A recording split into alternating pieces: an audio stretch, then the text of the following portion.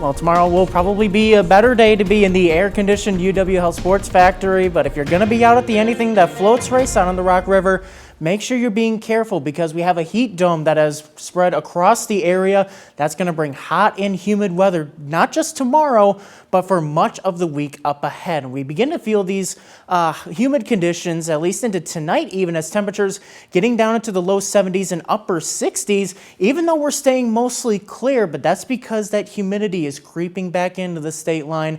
That keeps our temperatures pretty warm overnight, and that's going to make us feel pretty hot heading into tomorrow as temperatures even warming up from where they were today, getting into the lower 90s in the afternoon. But with that humidity, you add that on, our heat indices getting into the 100s. That's what it's going to feel like heading into tomorrow afternoon. In fact, in some parts of our area, we could be having, feels like temperatures up to 110 at times, and that's why we have heat alerts in place for really the entire state line. The heat advisory here in orange across much of the area. Whiteside County, though, under an excessive heat warning. These alerts in place from 1 until 8 p.m., I should say, for our day tomorrow. So we wanting to, making sure that you're drinking plenty of water and just making sure that you are staying safe and staying cool as we head through tomorrow. But like I said, this isn't just going to be a thing for tomorrow. This will really be for much of the week because we have high humidity for much of the week. Really, the lowest day would be on Monday as we have a weak cold front coming off of Lake Michigan.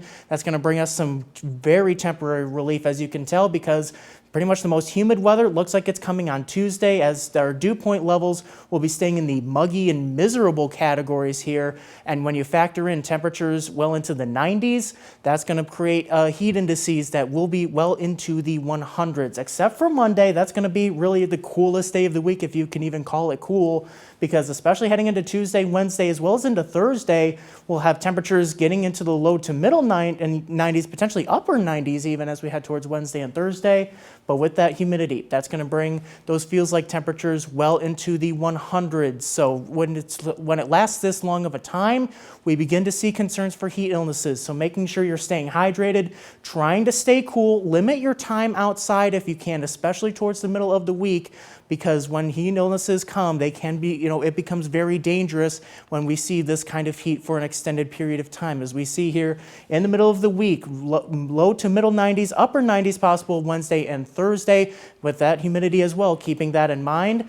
But then in your most accurate 10-day forecast, we'll see that we do see a bit of relief coming in, potentially holding firm, especially as we head towards next weekend. Temperatures returning to much more seasonable levels. Just got to get through this heat this week, Sam.